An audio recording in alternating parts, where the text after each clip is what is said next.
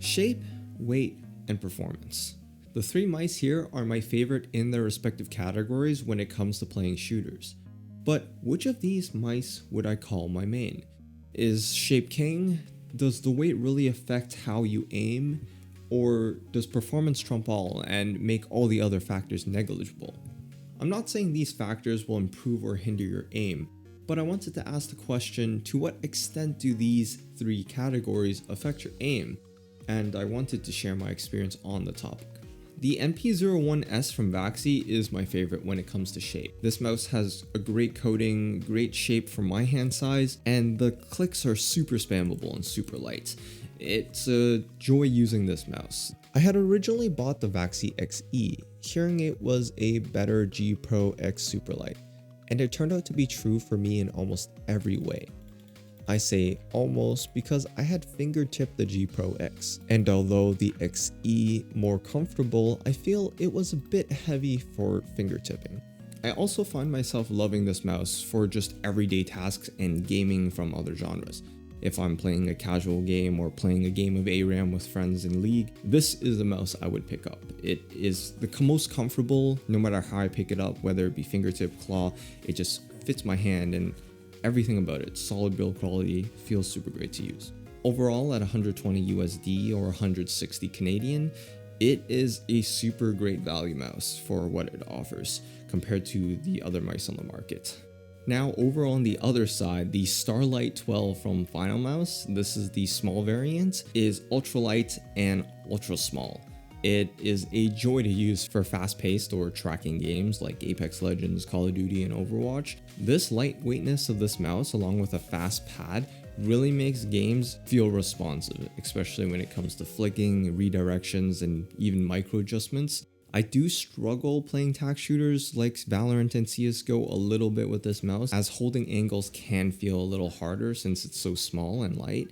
But it's not like it's unplayable, it's just I wouldn't use it in a lot of cases. Overall, at 189 USD or about 260 Canadian, this mouse is expensive for what it offers, but is super fun to use with how free it feels in your hand and on top of the pad. If not for Valorant being my main game, I could totally see myself using this mouse more. Might be just something I need to get adjusted to if I really want to use it for Valorant, but currently I feel like the other two are just more comfortable for me in a tac shooter. The Viper V2 Pro from Razer is definitely my choice when it comes to performance. It's also the easiest to find at many local off-the-shelf tech stores. It's got optical switches for low click latency, and along with the hyper polling dongles sold separately, it's got polling rates that can go up to 8,000 Hz. Although this requires you to buy a dongle that is sold separately, exclusively available through the Razer store. I noticed although this isn't my preferred shape, I do perform very well with this mouse. This might be because I had clocked in many hours previously on its predecessor, the Razer Viper Ultimate, which has the same shape but slightly different features.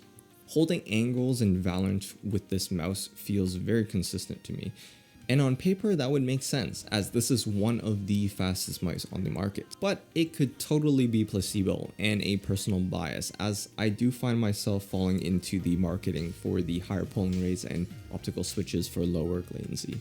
Overall, at 150 USD and 180 Canadian, it's still quite expensive, especially if you want those higher polling rates with the 30 to 40 USD or Canadian additional dollars. I actually prefer the Viper mini shape over the Viper, but they don't sell a wireless version of the Viper unless you're buying the Signature Edition, which costs double the NP01S.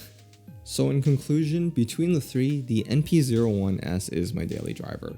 I would pick up the Starlight 12 from time to time when I want to play something a little faster or just want to experience something lighter, as it is very fun to use. But I don't find myself picking up the Viper V2 Pro quite that often, as the performance over the other two is really quite negligible. And there are a lot of factors when it comes to playing games, more than just the performance of the mouse. Along with the fact that technology changes all the time, the NP01S is supposed to get a 4K dongle at some point from Vaxee. The Starlight 12 is going to be replaced by the Ultralight X using carbon fiber instead of magnesium, along with 8K polling rates similar to the Viper V2 Pro without having to pay for that additional dongle. So honestly, it's only a matter of time before a new mouse comes onto the market with a similar shape from the MB-01 or a weight class lower than the Starlight 12 or performance even better than the Viper V2 Pro. It's only a matter of time before another mouse comes and intrigues me enough for me to want to pick it up and try it.